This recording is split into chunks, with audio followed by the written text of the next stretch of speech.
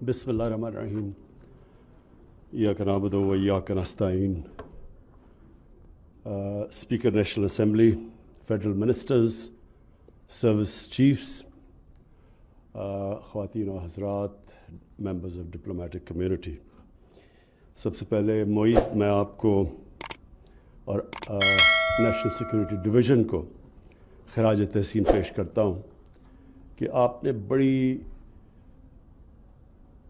बड़ी मेहनत करके एक कंसेंसस डॉक्यूमेंट डेवलप की और आपने नेशनल सिक्योरिटी को सही माने में डिफ़ाइन किया, क्योंकि हमारी जो पाकिस्तान की एवोल्यूशन हुई वो एक बड़ी इनसिक्योर एनवायरनमेंट में हुई और हमारी जो नेशनल सिक्योरिटी थी वो वन डायमेंशनल हो गई। और अंडरस्टैंडेबली, क्योंकि हमारा एक नेबर जो 7 गुना ज़्यादा बड़ा था, तो उसमें जो ये इनसिक्योरिटी आई पहले से ही, जो 1948 में पहली उनके साथ कॉन्फ्लिक्ट हुई और उसके बाद 65 में, तो वो जो सारा हमारा माइंडसेट था वो सिर्फ वन डायमेंशनल था कि हमें मिलिट्री सिक्योरिटी की ज़रूरत है। और यहाँ मैं आज ज़रूर अपनी सिक्योरिटी फोर्सेस को खराज तहसीन पेश करूँगा कि इसके बावजूद कि हमारी बड़ी थ्रेट थी और बड़ा मुल्क था उनका, जिस तरह उन्होंने हमें सिक्योर रखा।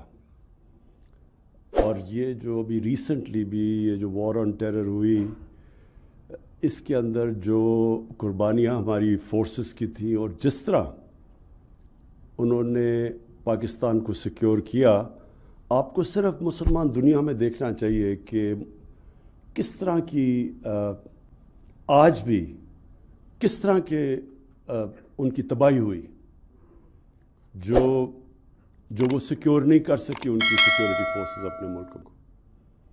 और आप ऊपर से शुरू, लिबिया से शुरू हो, सोमालिया, सीरिया, अफ़गानिस्तान, बोस्निया से शुरू हुआ था 90s में।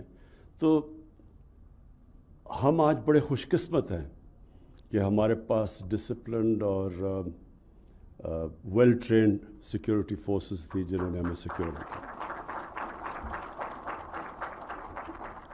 लेकिन आज मोईद आपने जो मेहनत की, सारी कौम का कंसेंसस बना के एक कौम का आपने किबला दुरुस्त किया, डायरेक्शन दी है कि सिक्योरिटी की बड़ी डायमेंशंस हैं। और अगर सिर्फ वन डायमेंशनल हो तो हमारे सामने सोवियत यूनियन का एक मिसाल है कि दुनिया की सबसे तकड़ी फोर्सेस भी एक सोवियत यूनियन को इकट्ठा ना रख सकी। तो ये जो आपने एक ऑल इनकम्पसिंग मल्टी डायमेंशनल जो सिक्योरिटी पॉलिसी दी है, ये अब हमारी सारी कोशिश है कि जो हमारी सारी गवर्नमेंट है, पब्लिक है, वो सब एक डायरेक्शन में जाए। इकॉनमी, अगर आपकी इकॉनमी सही नहीं है तो आप अपने आप को सिक्योर देर तक कर ही नहीं सकते। अगर आपकी इकॉनमी की ये हालात हैं कि हर थोड़ी देर के बाद आपको IMF के पास जाना पड़ता है, तो इसका मतलब आपकी सिक्योरिटी मुतासर होगी। और उसकी वजह क्या है कि कभी भी एक कोऑर्डिनेटेड नेशनल सिक्योरिटी का हमारा कॉन्सेप्ट नहीं आया। और इकॉनमी के अंदर भी कभी भी ये समझ नहीं आई कि हमने अपने आप को इकोनॉमिकली सिक्योर करना कैसे है। ग्रोथ रेट हमारी ऊपर जाती थी, करंट अकाउंट डेफिसिट हो जाता था। करंट अकाउंट डेफिसिट होता था, रुपए पे प्रेशर पड़ जाता था। रुपए जब नीचे जाता था, IMF के पास जाना पड़ जाता था। और जब भी आप IMF के पास जाते हैं, IMF के पास इसलिए जाते हैं कि आप मजबूर हैं to go to the bank for the last resort. जो लास्ट मिनट, जो आखिर में आपकी मदद करने वाला है, वो IMF रह जाता है, जो सबसे सस्ते कर्जे देता है आपको। तो आपकी मजबूरी हो जाती है, लेकिन उनकी आपको शराइत माननी पड़ती है। और जब आप शराइत उनकी जो मानते हैं, तो फिर आपका कहीं ना कहीं आपकी सिक्योरिटी कॉम्प्रोमाइज़ होती है। सिक्योरिटी नॉट नेसेसरली आपकी जो सिक्योरिटी फोर्सेस हैं, سیکیورٹی میننگ کہ آپ کے لوگوں کے اوپر آپ کو بوجھ ڈالنا پڑتا ہے. اور جو آپ کی سب سے بڑی سیکیورٹی ہوتی ہے جب آپ کی عوام آپ کے ساتھ کھڑی ہو جاتی ہے, وہ ایکچوئلس آپ کی سیکیورٹی ہے. جب آپ کی عوام سٹیک ہولڈرز بن جاتی ہے ایک ملک کو بچانے کے لیے. تو اس لیے یہ جو کانسیپٹ اب آپ نے دیا ہے انکلوسیو گروتھ کا, کہ ہم جب تک ایک قوم بحیثیت قوم ڈیولپ نہیں ہوں گے, ہم اگر ایک ہی سیکشن ڈیولپ ہو جائے گا یا کانسیپٹ امیر ہو جائے اور عام لوگوں کی زندگیوں میں فرق نہ پڑے, وہ قوم ہمیشہ انسیکیور رہے گی. سیکیورٹی تب ہوتی ہے جب ایک انکلوسیو ڈیولپمنٹ, سب سمجھتے ہیں کہ ہم اس قوم کا حصہ ہیں. تو یہ جو آپ کا جو کانسیپٹ ہے انکلوسیو گروتھ کا, یہی جب میں مدینہ کی ریاست کی بات کرتا ہوں تو وہ پہلی دفعہ یہ کانسیپٹ آیا تھا انکلوسیو گروتھ کا. پہلی دفعہ دنیا کی تاریخ میں فیصلہ کیا گیا کہ ہر کمزور طبقے کی اسٹیٹ ذمہ داری لے گی. جو کانسیپٹ ویلفیئر اسٹیٹ کا آج ہے, جو میں سمجھتا ہوں کہ اسکینڈینیوین ملکوں میں, دنیا میں اگر وہ اسلامک کانسیپٹ ہے ویلفیئر کا, وہ سب سے زیادہ جو میں نے دنیا دیکھی ہے اسکینڈینیویا میں ہے. ہر طرح ایک ریاست اپنے کمزور طبقے کی ذمہ داری لیتی ہے, وہ پھر اسٹیک ہولڈر بن جاتا ہے اس ریاست کو بچانے کے لیے, وہ اصل فورس بن جاتا ہے. ہر شہری پھر اس ریاست کو بچانے کی کوشش کرتا ہے. آپ اگر انکلوسیو اسٹیٹ کا دیکھنا چاہتے ہیں سیکیورٹی اور انسیکیورٹی, تو صرف ہندوستان کی تاریخ دیکھ لیں. جب بھی وہ اوپر افغانستان سے وہ نکلتے تھے تو وہ سیدھے جا کے پانی پات پہ لڑائی ہوتی تھی, اور کوئی راستے میں ریزسٹنس نہیں ہوتی تھی. اس کی وجہ کیا تھی کہ فیوڈل سسٹم تھا. فیوڈل سسٹم کا کیا مطلب ہے کہ اوپر جو بیٹھا ہوا ہے وہ اس کے پاس ساری طاقت ہے, وہ قانون سے اوپر ہے, وہ جو پیسہ سارا اوپر ہے, اور جو نچلا طبقہ ہے اس کا کوئی سٹیک نہیں ہے ریاست کے اندر, تو وہ جو مرضی اوپر آ جائے اس کو فرق ہی نہیں پڑتا تھا اس کی زندگی کو. لیکن جب یہ جو سارا قبائلی علاقہ افغانستان, یہ کیوں فرق تھا؟ کیونکہ ان کا ایک ڈیموکریٹک کلچر تھا. ان کی جو جرگہ سسٹم تھا وہ ایک ڈیموکریسی بھی تھی, اور وہ پھر وہ انصاف بھی دیتی تھی لوگوں کو. تو وہ پھر اپنی آزادی کو ویلیو کرتے تھے, وہ پھر ریزسٹ کرتے تھے کسی کو جو ان کو آزادی لے. لیکن جب آپ کی آزادی نہیں ہے تو جو مرضی اوپر آ جائے. تو جو انکلوسیو گروتھ پاکستان میں کانسیپٹ ہم لے کے آئے ہیں ریاست مدینہ کا, مقصد یہ ہے کہ ہم اپنے سب سے پہلے لوگوں کو جو سب سے ونربل طبقہ ہے اس کی زندگی کو سیکیور کریں. اور مجھے سب سے زیادہ خوشی ہوئی کہ میں نے فائنلی کنونس کر لیا جتنے صوبے ہمارے نیچے تھے کہ ہم ہر خاندان کو سیکیور کریں ہیلتھ انشورنس دے کے. یونیورسل ہیلتھ انشورنس آج یہ ڈیولپڈ ممالک کے اندر بھی یونیورسل ہیلتھ انشورنس نہیں دیتے. اگر وہ انشور اپنے آپ کو کرتے ہیں تو پریمیم دیتے ہیں. یہاں ہم نے اتنی بڑا قدم اٹھایا ہے کہ ہر خاندان کو ہم نے ہیلتھ انشورنس دے دی 10 لاکھ کی اپنے صوبوں کے اندر جدھر ہماری گورنمنٹس ہے. بلکہ سوائے سندھ کے سارے صوبوں کے اندر اس وقت ہیلتھ انشورنس کا سلسلہ چل چکا ہے, اور انشاءاللہ مارچ تک ہر خاندان کے پاس ہیلتھ انشورنس ہوگی.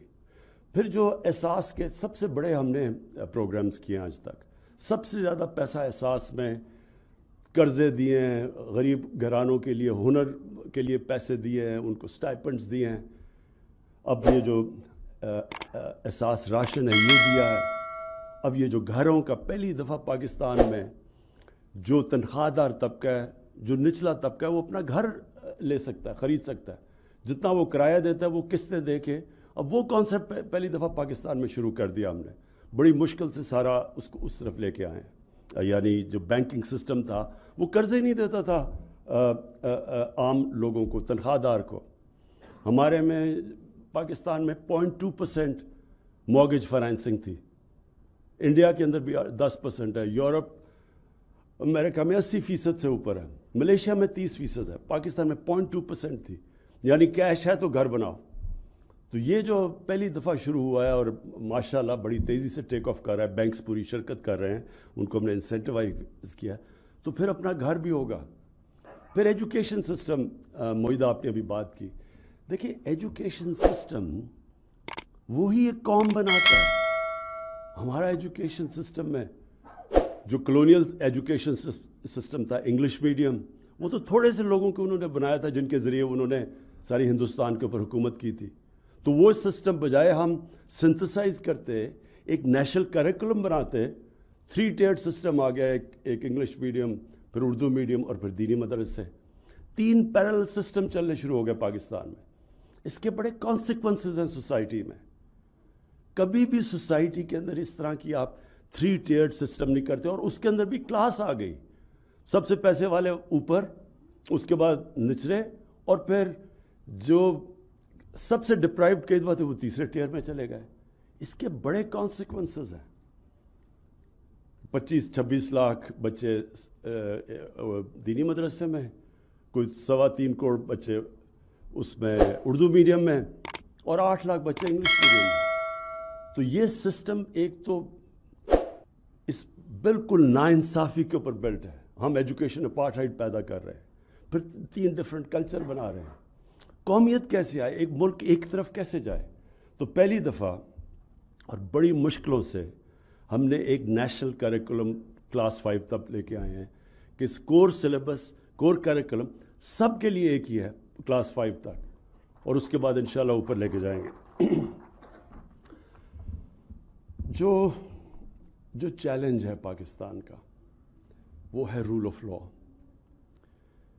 یہ کوئی بھی دنیا کا آپ ملک دیکھ لیں، وہ خوشحال ہو ہی نہیں سکتا رول آف لا کے بغیر. دنیا کی تاریخ اٹھا کے دیکھ لیں. رومنز جب سب سے دنیا کے اوپر ان کا جب ایمپائر تھا تو رومن لاز تھے، باقیوں کو وہ باربیرینز کہتے تھے. جس طرح آج ہم بنانا ریپبلکس کہتے ہیں. بنانا ریپبلک کیا ہے؟ اس لیے تو غریب نہیں ہے کہ ان کی وسائل کی کمی ہے، اس لیے کہ ان کے رول آف لا نہیں ہے. یہ جو رول آف لا ہے، یہ اس کا اگر فرق آپ نے دیکھنا چاہیے نا کہ ایک خوشحال معاشرہ اور ایک معاشرے میں غربت ہے، وہ ایک ہی چیز ہوگی کہ ایک میں رول آف لا نہیں ہوگا. یہ مدینہ کی ریاست میں سب سے پہلے جو رول آف لا آیا تھا وہ نبی صلی اللہ علیہ وسلم لے کے آئے تھے کہ کب بڑی قومیں تباہ ہوئیں جدھر طاقتور کے لیے قانون اور کمزور کے لیے دوسرا، یعنی کہ جدھر رول آف لا نہیں ہے.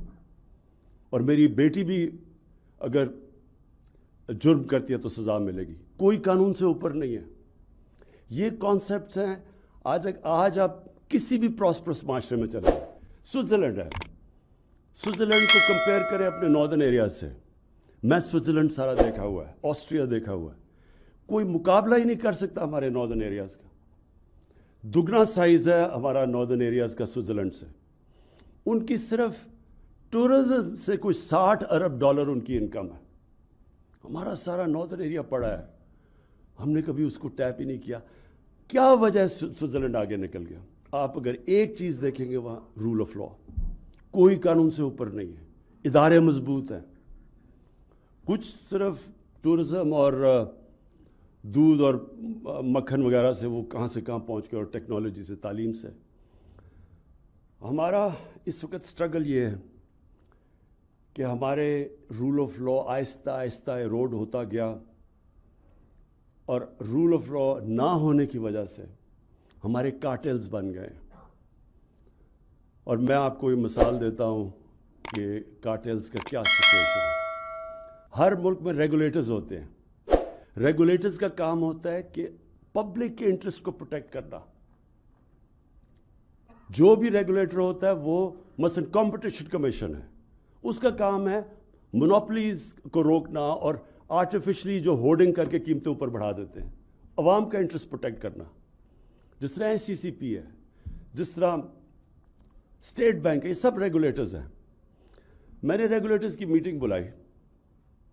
میں نے ان کو کہا کہ جو جس طرح کا آپ کا کام ہونا چاہیے وہ نہیں ہو رہا، آپ پبلک کا انٹرسٹ نہیں پروٹیکٹ کر رہے.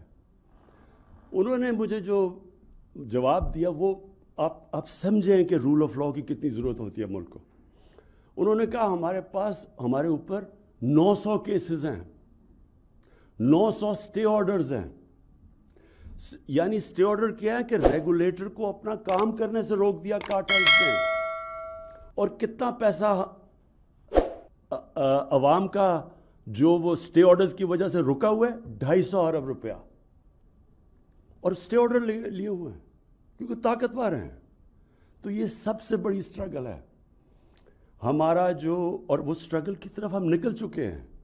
کبھی بھی اس طرح طاقتور کو اس معاشرے نے کوشش نہیں کی قانون کے نیچے لانے کی.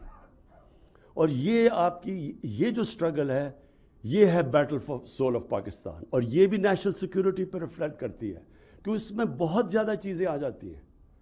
کانٹریکٹ انفورسمنٹ ہوگا تو انویسٹمنٹ آئے گی. فورن انویسٹمنٹ کی جو سب سے بڑا امپیڈمنٹ ہے کہ ان کو ڈر ہوتا ہے کہ جب وہ جا کے کہتے ہیں جی ہمیں باہر انٹرنیشنل آربیٹریشن چاہیے، کیونکہ وہ پاکستان کی جسٹس سسٹم کو کہتے ہیں کہ جی ہم اس کو ٹرسٹ نہیں کرتے. یہ بہت بڑی رکاوٹ ہے ہماری ملک کی گروتھ میں، اکانومی میں.